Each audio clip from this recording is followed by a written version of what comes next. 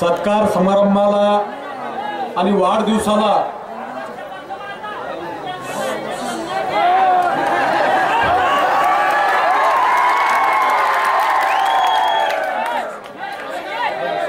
तर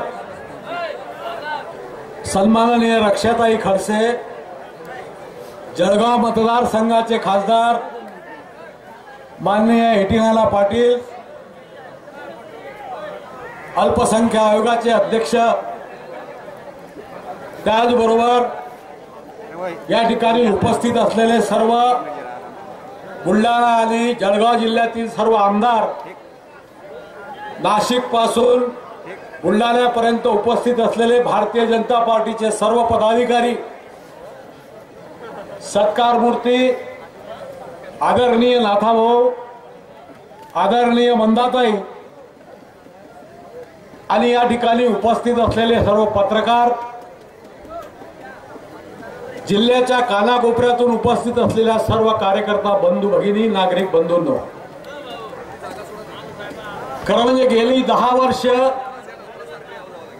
मी नाथाभाऊंच्या वाढदिवसानिमित्त या मुक्ताईनगरमध्ये येत असतो, पण आजचं चित्र मी वेगळं पाहतो। ज्या रस्त्याने जावं त्याच रस्त्याने माणसाची गर्दी, मुक्ताईनगरमध्ये घुसायला जागा नाही, एवढं ट्रॅफिक जाम। मला या ठिकाणी या ट्रॅफिक मध्ये कमीत कमी अर्धा तासाच्या वर पोलीसच्या गाड्या असून लागला।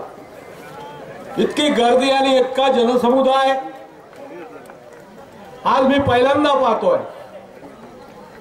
मित्रांनो, आम्ही स्टेजवर बसून नाथाभाऊ मला सारखे म्हणत होते की इथे मंडप टाकायला पाहिजे होता।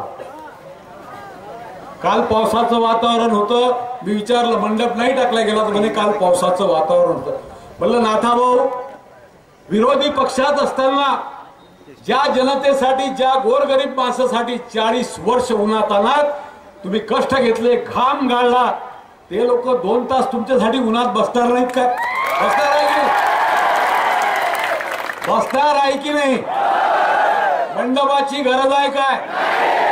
अरे या माणसाने 40 वर्ष उन्हातानात तुमच्यासाठी काढली।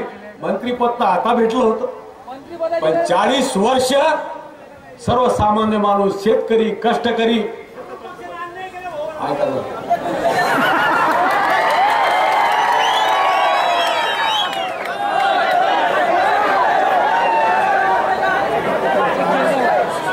मी पाहिलं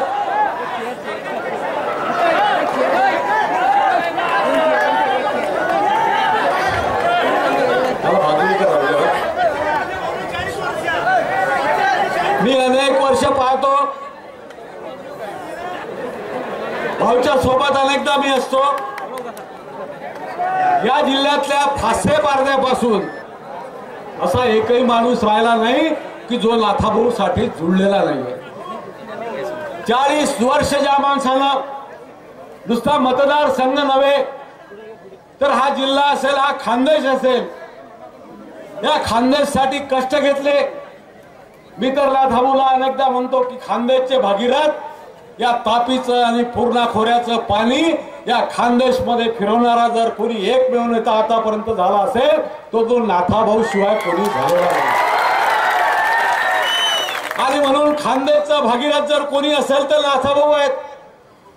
मित्रांनो, मी अनेक कामं मला सांगता येतील की महसूल मंत्री झाल्यानंतर या राज्यातलं महसूल खातं, ज्या खात्यानं गरीब शेतकऱ्यासाठी अनेक निर्णय घेतले, मी आपला वेळ जास्त घेणार नाही, प्रदेशाध्यक्ष या ठिकाणी आहेत, ते निर्णय मी सांगत बसणार नाही, पण एक आमूलाग्र बदल ग्रामीण भागातील शेतकऱ्यासाठी, कष्टकऱ्यासाठी आणि ज्यांनी घडवण्याचा प्रयत्न केला असेल नाथाभाऊ, या जिल्ह्याला विकासाकडे नेण्याचा प्रयत्न करणारे नाथाभाऊ, मग शाळा असतील, कॉलेजेस असतील, सूतगिरण्या असतील, सहकार क्षेत्र असेल, या सर्व क्षेत्रात पुढे नेणारे नाथाभाऊ, आज त्यांचा वाढदिवस आहे। माणसाच्या जीवनात राजकीय चढ उतार येत असतात। मित्रांनो, प्रत्येक माणसाच्या जीवनात राजकीय चढ उतार येत असतात।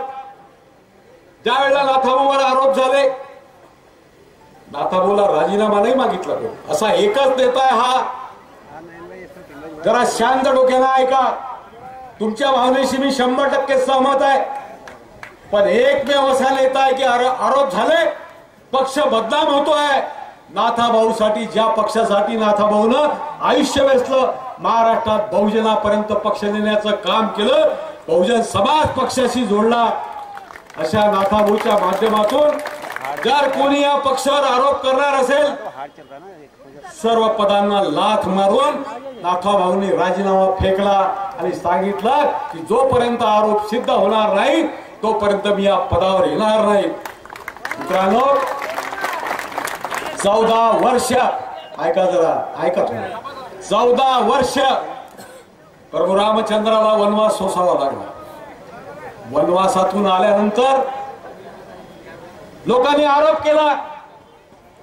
वास्तविक प्रभू रामचंद्राच्या जीवनात असं कधी घडलं नव्हतं, सीतामाईच्या जीवनात असं कधी घडलं नव्हतं. ज्या वेळेला एका धोब्यानं आरोप केला, सीतामाईला सुद्धा अग्निपरीक्षा द्यावी लागली, प्रभू रामचंद्राला अग्निपरीक्षा देण्याची वेळ आली, तशा पद्धतीने ही नाथाभाऊची अग्निपरीक्षा आहे आणि या अग्निपरीक्षेतून नाथाभाऊ बाहेर पडल्याशिवाय राहणार नाही. फक्त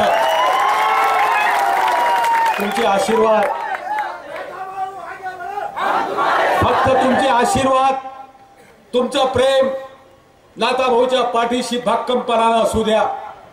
अग्निपरीक्षा होणारच आहे.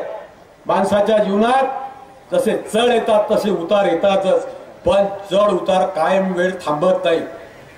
काळ हळूहळू पुढे जात असतो, काळ निघून जात असतो, दिवस निघून जात असतात आणि म्हणून हेही दिवस निघून जातीलच हे या खानदेशातल्या जनतेने ठरवलं. असं लक्षात ठेवावं आणि लवकरच हे दिवस निघून जातील असा विश्वास आपल्या मनात बाळगावा. एवढा आजच्या प्रसंगी मी बोलतो. जिल्ह्याचा विकास जो थांबला असेल, नाथाभाऊ सांगतील त्यांच्या मार्गदर्शनातून जितके दिवस आहे, जसं भरताच्या पादुका रामाच्या पादुका भरतानं सांभाळल्या, तसं या जिल्ह्याचं पालकत्व जिथपर्यंत आहे तिथपर्यंत मी नाथाभाऊ सांगतील त्या पद्धतीनं या जिल्ह्याला जितका वेळ, जितका विकास थांबलेला आहे तो विकास हा पुढे नेण्याचा मी प्रयत्न करेन. एवढं बोलतो. संत गजानन महाराजाला, मुक्ताईला अशी प्रार्थना करतो की नाथाभाऊचं आरोग्य अधिकाधिक चांगलं होऊ दे, अधिकाधिक वर्षानुवर्ष या समाजाची सेवा नाथाभाऊच्या हातून घडू दे, एवढी प्रार्थना गजानन महाराजाला करतो. माझे 2 शब्द मी संपवतो.